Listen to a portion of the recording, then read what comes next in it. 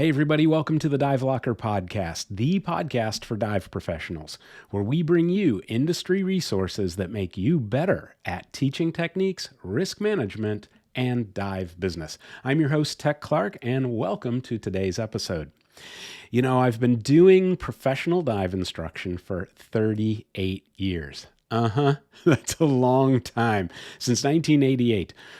And in that time, being not only an instructor, but also an instructor trainer, an instructor trainer faculty, the equivalent of a course director, that kind of thing. This has been an area in today's episode that is a passion of mine. And it is where we're going to go over the 7 traits of great instructors. Now, this is coming from the inspiration, and the wording is coming from Stephen Covey's book, The 7 Habits of Highly Effective People. So there are 7 of these, and we're going to kind of go into them. Now, is this all there is? No, it's not. But I want to give you what the top 7 attributes are of the best instructors I have ever seen and ever come in contact with and watched others and trusted others to teach loved ones to dive, etc. These are the traits that you want to strive for. And of course, everybody's going to have their own uniqueness in each of these traits. Some are going to have more than others and whatnot. But seriously, as you're going into this season where it's dive season and you're on, or whether you're just becoming a dive pro, doesn't matter.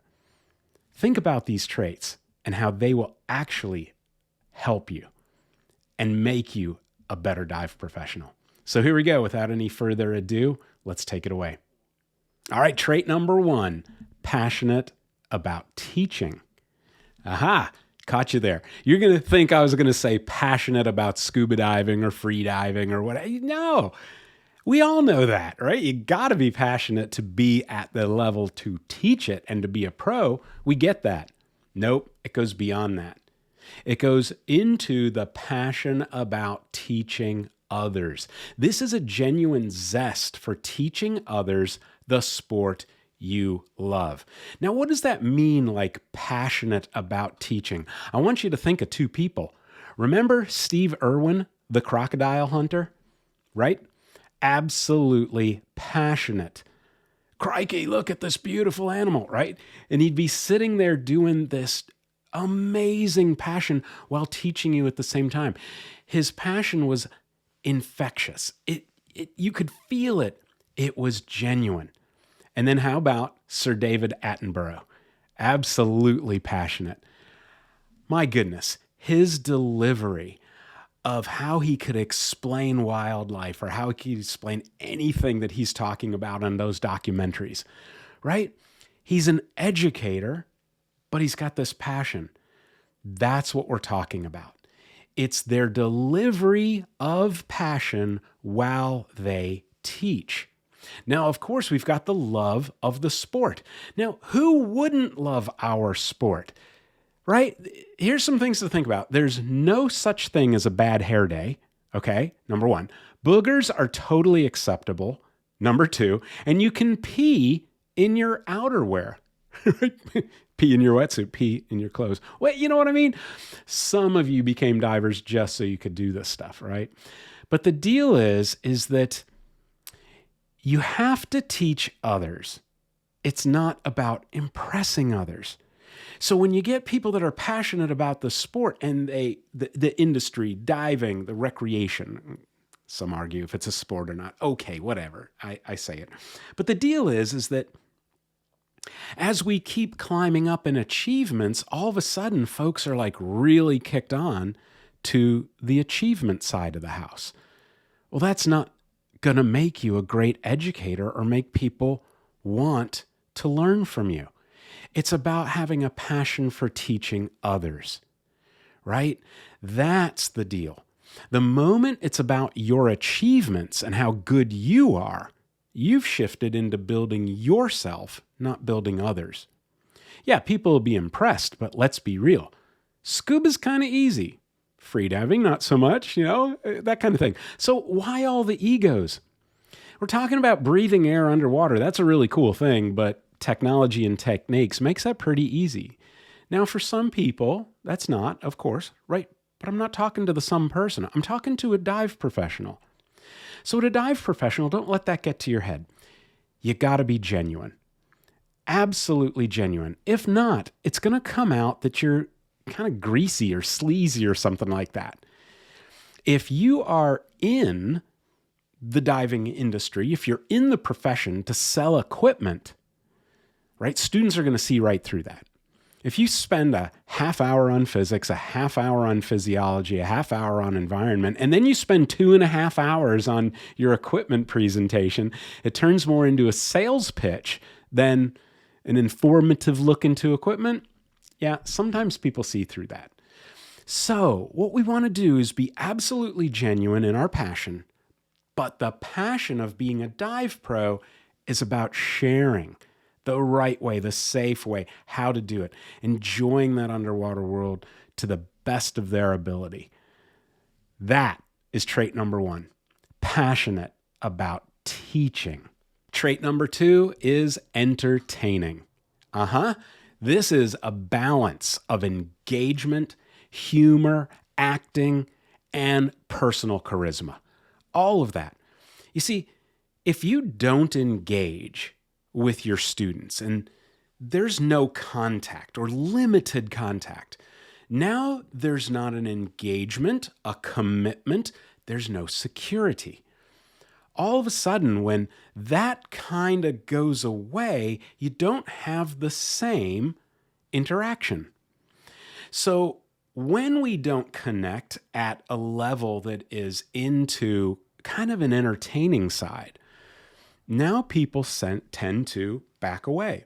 Because you could be the most stern, military-esque instructor out there, but who's really going to gravitate to that?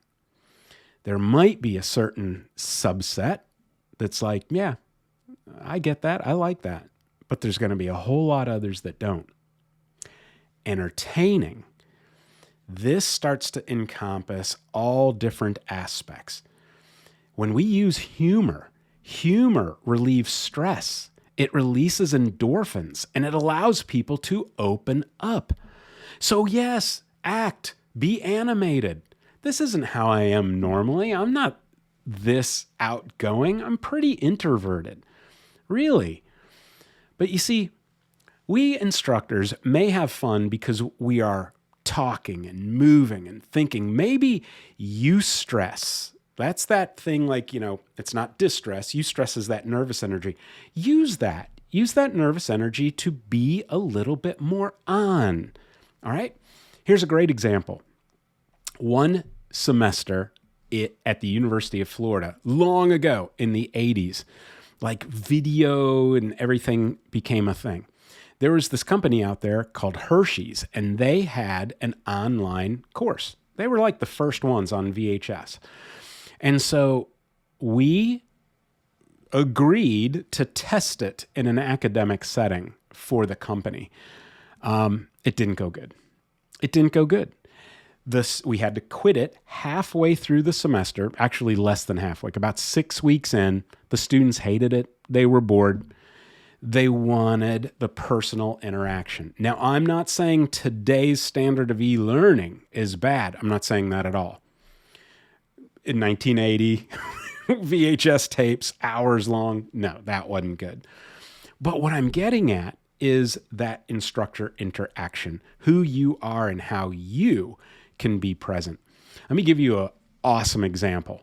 Now, a guy named David Green, one of our great instructors at University of Florida a long time ago, he was one of my mentors. Now get this. Here is a group of divers, 200-person auditorium, by the way. And remember, when we're asking questions at the end of a lesson plan or something, we're asking a question and then we go to the audience to help answer it, right? So sure enough, where's the reward in answering? You've heard this before. I've done it on other episodes of podcasts where someone gives the right answer and you give them something, right? Little reinforcement for learning. That's cool. But you know what David did? David went to thrift stores and got shirts for like 25 cents. would go to places and just get things, caps, hats, shirts, for no money at all, like none. And a student would answer a question right, and he would throw them a shirt. It could have been anything. It could have been like an old concert shirt. It could have been just something. It didn't matter. But you know what happened? It became this thing. Like the students laughed so hard, they'd show the other students. Do you know how many more hands went up to answer questions because he made it that engaging? Folks, that's entertainment. And now, when he presented that, it became part of his affect. All right, this is amazing. And I remember also once we did a skit before our final exams to just bring the stress down. So a skit, like we were literally funny and role-playing and doing some things, and students got it. It was a big old inside joke. But that's just it. What are we doing to entertain them? Because that's where we start to also get into that edutainment, where all of a sudden edutainment, the education, entertaining, come together, and it's a very dynamic and stimulating situation for students. That's awesome. I want to acknowledge this episode's sponsor, Divers Alert Network. On this show, we talk a lot about diving smarter, which means being prepared for the unexpected. That's where Divers Alert Network, or DAN, comes in.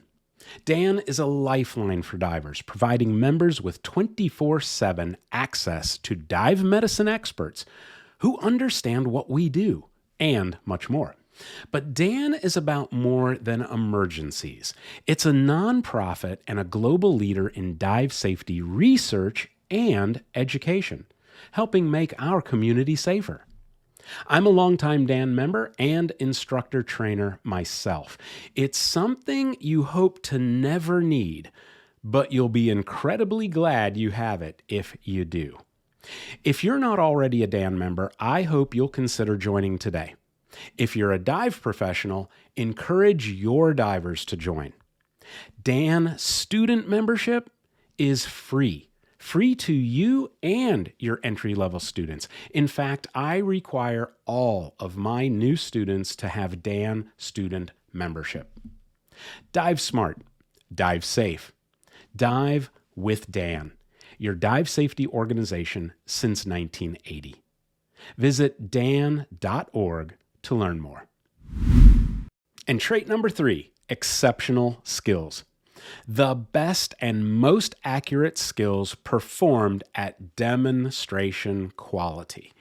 Right? This should be kind of self-explanatory, right? But here's the deal. No, it's really about perfecting demonstration quality. It doesn't do good to clear the mask.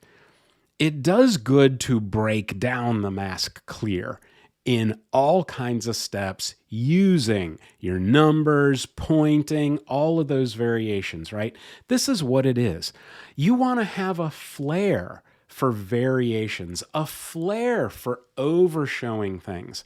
This is really going to help. And so now when we're able to do things that start to get even better with your demonstration quality, for instance, instead of being on your knees doing your demonstrations, now you're in neutral buoyancy. Well, if you're in neutral buoyancy doing a regulator recovery, you're exhaling that whole time. Are you staying neutral while you're exhaling? That's a skill, my friends.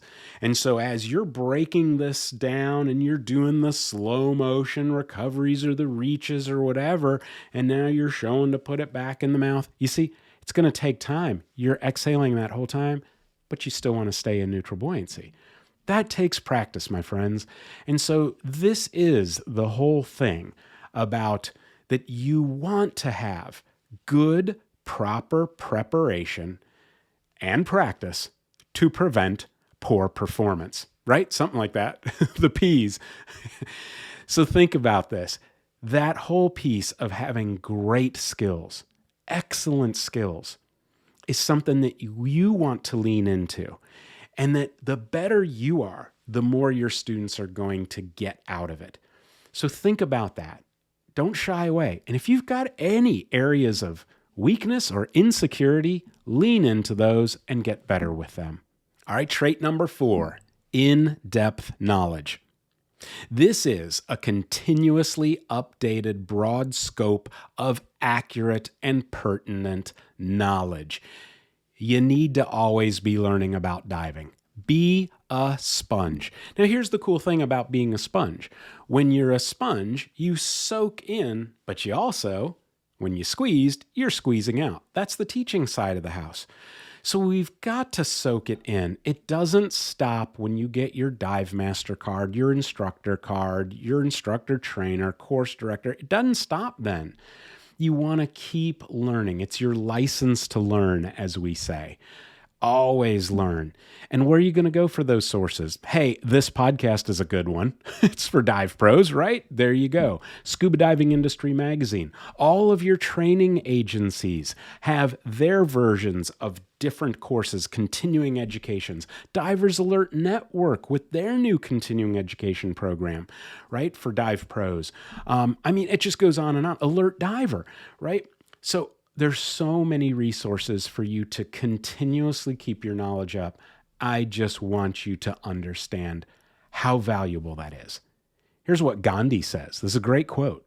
Live as if you were to die tomorrow.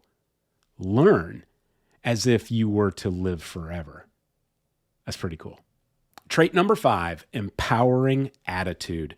You want to develop an individual's potential through positive motivation and reward. Period. You being that motivator helps people to overcome fears. Hey, look, the first time you did a mass clear is probably a little bit terrifying, right? Well, now you're the one teaching someone about that. Remember what that was like. So overcoming fears is a huge thing, but then that empowerment that gives them hope that they can do it. That is a huge trait. So when you are proud and motivated for your students' accomplishment, that makes you a great instructor. That's why I think this is one of the greatest traits that are out there. Empowerment, encouragement. This is huge. Trait number 6, mentoring character.